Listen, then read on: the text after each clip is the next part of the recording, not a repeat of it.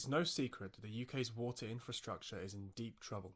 Sewage spills are out of control, and there is a groundswell of public outrage, with the majority of people supporting renationalisation.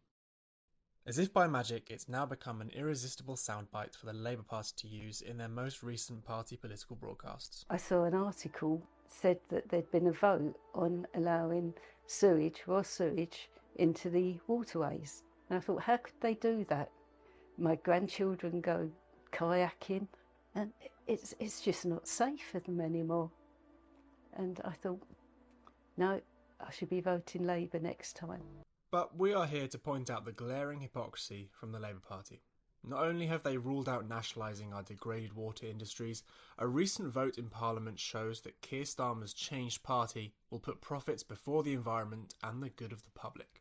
Last month, the Conservatives pushed through legislation forcing the water regulator Ofwat to prioritise growth when giving out fines and sanctions, which experts have said will incentivise water companies to value their bottom lines over reducing sewage pollution.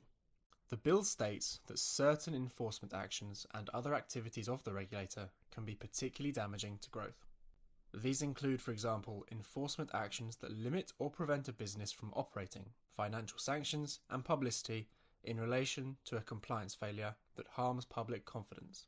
So effectively, Ofwat are being limited in their powers to name, shame, and fine companies who damage our natural ecosystems.